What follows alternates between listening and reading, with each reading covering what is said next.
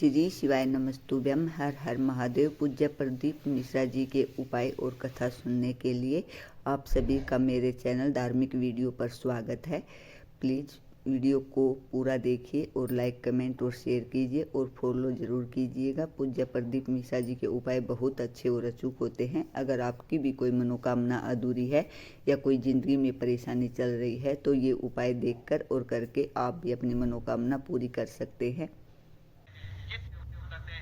ये 3 घड़ी 3 पल 3 नक्षत्र 3 समय 3 दिन में जो शूल मुझे समर्पित करता है उसके जीवन से मैं शूल हटा देता हूं। वो 3 दिन लिखे स्कंद पुराण।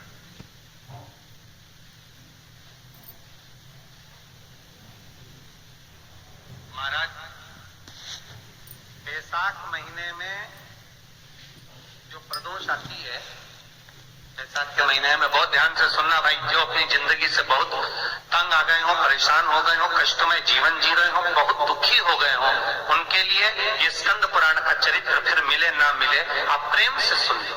आओ, पहला बैसाख महीने की प्रदोष,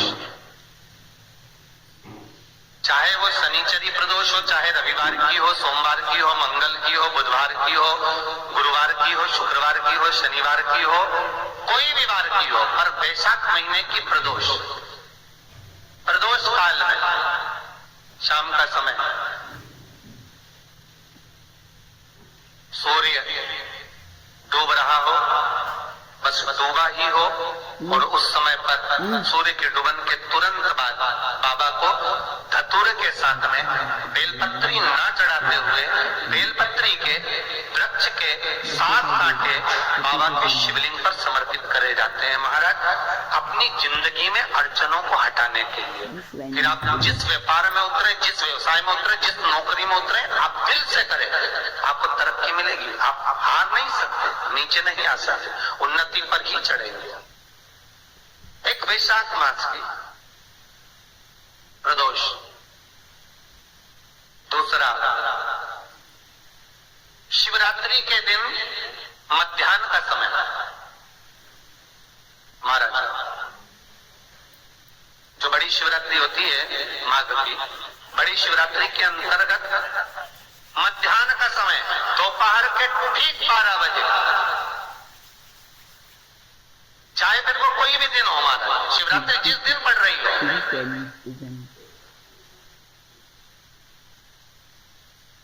उस दिन भी धतूरे के साथ बाबा को 7 कांटे बेलपत्री के वृक्ष के समर्पित होते हैं। महाराज इसमें आप ये वाले जो कांटे हैं जो शिवरात्रि के दोपहर 12 बजे वाले हैं, अगर कोई मदिरा पीने वाला हो, व्यसन में डूबने वाला हो, कोई जुआ खेलने वाला हो, कोई गलत वैश्यावृत्ति करने वाला या अपने मार्ग से विचलित कोई व्यक्ति है, उसके लिए भी ये कांटे बहुत काम आते हैं। दूसरा, पार्वती तेरे द्वारा तेरे नयन अश्रु से जो प्रगटा हुआ बेल का वृक्ष है, द्वितीय शूल में वहां धारण करना, तृतीय शूल, तीसरा शूल जो वर्णन करा गया। महाराज भगवान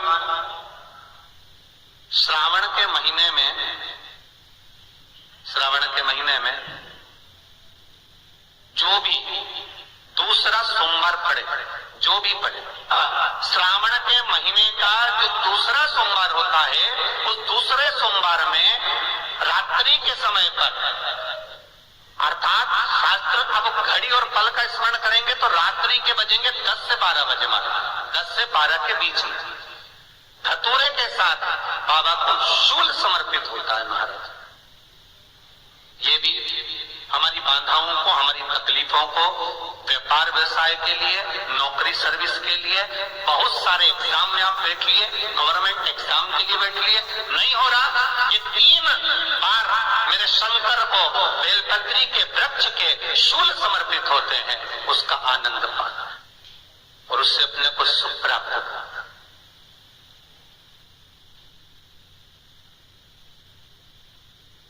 कि बाबा भोलेनाथ जी के नैना शुरू से जो प्रकट हुआ वो रुद्राक्ष का पौधा, माता पार्वती के नैना शुरू से जो प्रकट हुआ वो बेलपत्री का पौधा है, और उमा और महेश महेश के वंशज है महेश्वरी,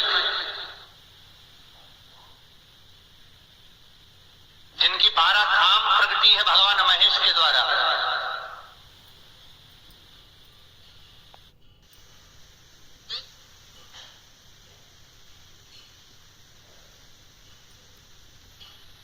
वो महेश उमा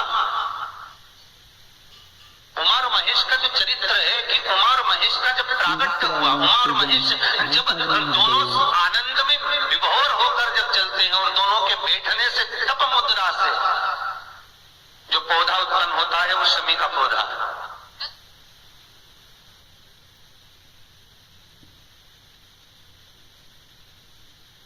शमी का पौधा। तो एक बात ध्यान रखिए, शिव जी के द्वारा जो निर्मित हुआ उसमें कोई शूल नहीं है, उसमें कोई कांटे नहीं है। पार्वती के द्वारा जो निर्मित हुआ बेलपत्री का पौधा, उसमें कांटे हैं। और पार्वती के मिलन से भी जो उत्पन्न हुआ है शंकर के साथ में, उसमें भी कांटे हैं। शमी के पौधे में भी कांटे हैं, शमी के वृक्ष में भी कांटे हैं।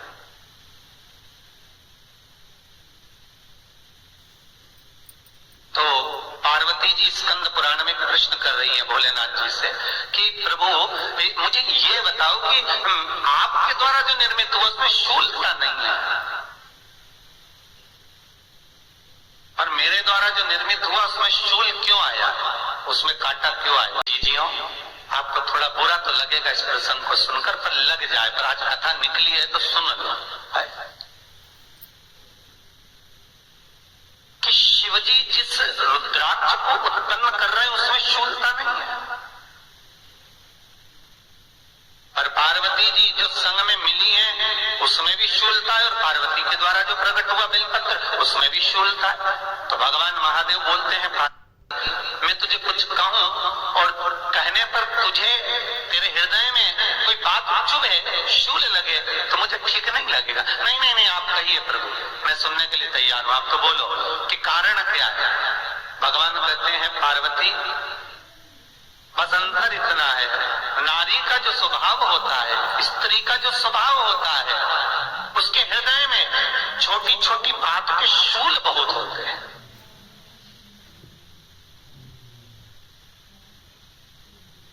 जेठानी ने ये कह दिया, देवरानी ने ये कह दिया, तुम्हारी मम्मी ये बोल दी, तुम्हारे पापा ने ये कह दिया, तुम्हारी बहनों ने ये कह दिया, तुम्हारे भाई ने ये कह दिया, तुम्हारे रिश्तेदार ने ये बोल दिया। ये नारी के भीतर ये शूलता रहती है।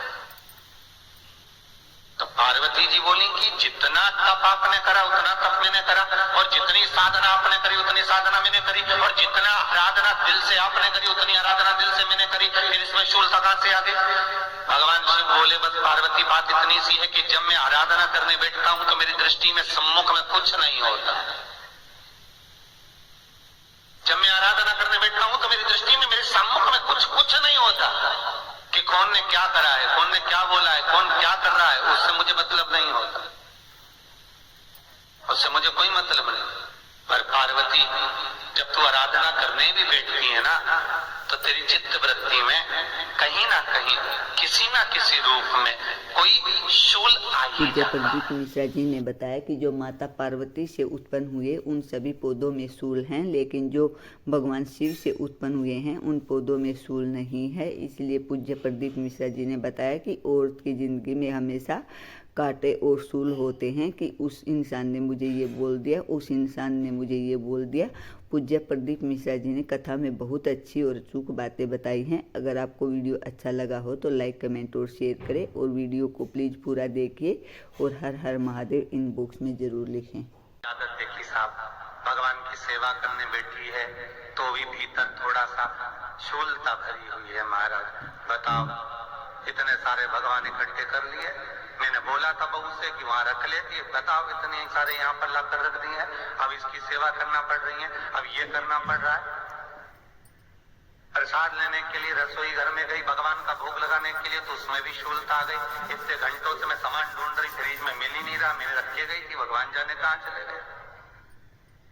भगवानों को वस्त्र पहना रही है तो शूलता है। अलमारी का ड्रॉज खोला, इसमें मैंने सामान रखा था, ना जाने भगवान का श्रृंगार कहाँ चले गया, कौन ने हाथ लगाया, फिर शूलता आ गई। भोजन करने बैठे तो शूलता है, कोई कार्य के लिए जा रहे हो तो शूलता है। अर्थात कहीं ना कहीं नारी के जीवन में शूलता बनी हुई है, और साधना करो, भक्ति करो, उसमें शूलता नहीं होना चाहिए।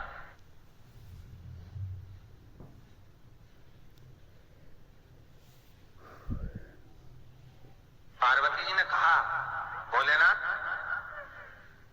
तो क्या आप मुझे स्वीकार नहीं करेंगे बेलपत्री के रूप में? क्या मुझे स्वीकार नहीं करेंगे शमी पत्र के रूप में? पद्म पुराण, स्कंद पुराण, लिंग पुराण, नर्मदा पुराण और शिव महापुराण, ये सारी पुराणे वर्णन करती है। पार्वती जी का खंड आनंद वर्षन कर रहा है, वर्णन कर रहा है। पार्वती खंड वर्णन कर रहा है, सती खंड वर्णन कर रहा है, उमा संहिता वर्णन कर रही है। क्या आप मेरा ये बेलपत्र का स्वरूप आप धारण नहीं करेंगे? इसमें शूलता इसलिए भगवान कहते हैं, नहीं नहीं, धारण तो करूंगा पर शूल धारण नहीं करूंगा। मैं शूल धारण नहीं करूंगा, मतलब बेलपत्री में जो कांटे लगे रहते हैं बेलपत्री की, उस डाली के अंदर जो कांटे शूल रहते हैं, भगवान शिव वो धारण नहीं करते। आप उस बेलपत्री को आप बड़े प्रेम से, आनंद से पत्ते को निकाल लीजिए, तोड़ लीजिए, उतार लीजिए और फिर भगवान को वो प्रेम से समर्पित करो तो भगवान स्वीकार करना। पर भोलेनाथ